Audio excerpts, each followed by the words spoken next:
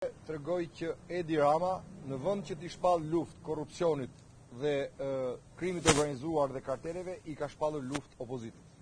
Ai ka urdhëruar që opozita të përjashtohet.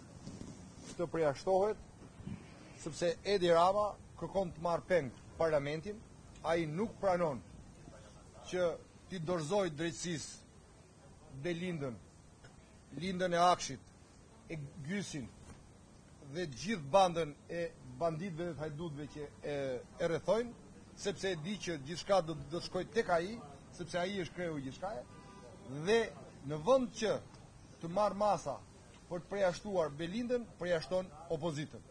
Në vend që të marrë masa ndaj Gjys Agasit, Mirlindës dhe të tjerëve, merr masa ndaj deputetëve të opozitës. Pra, sot shqiptarët kanë një mundësi të shohin që në Shqipëri parlamentarizmi është marrë peng, parlamenti është kthyer në një bodrum i krimit dhe i drogës dhe nuk është parlamenti sot më pasqyrë e vullnetit të qytetarëve shqiptar.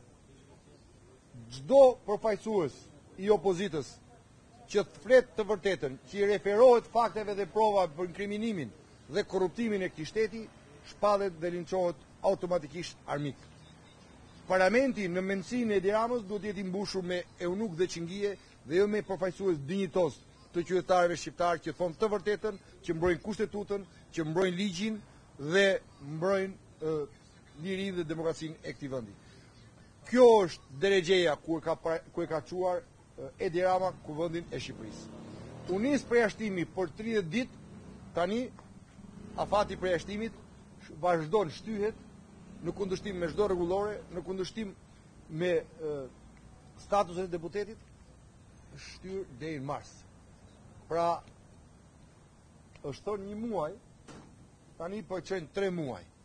Pra, deputetët, 6 deputetët e opozitës janë përjashtuar deri në mes të marsit.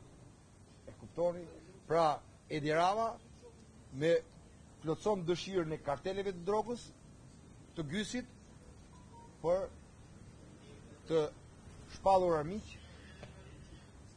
ata që kanë denoncuar Gysin, kanë denoncuar kartelet, kanë denoncuar kokainën, kanë denoncuar kanabisin, kanë denoncuar korrupsionin, Belindën, kanë denoncuar Ramën për tunelin e Llogaras dhe për gjithë të tjerat, dhe për Duranën e famshme të familjes, ja pra në këto kushte, është parlamentarizmi.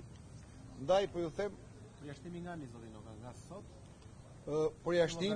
Përjashtimi në vendimin që nënkryetaria e Kuvendit lexoi të Komisionit Etikës fillon nga data 23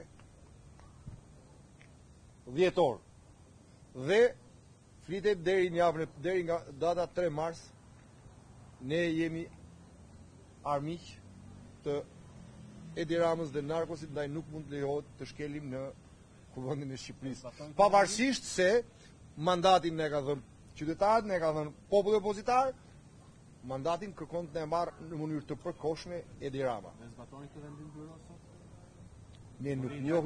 Ne nuk njohim asnjë vendim të institucioneve të kapura nga kartelet dhe nga korrupsioni.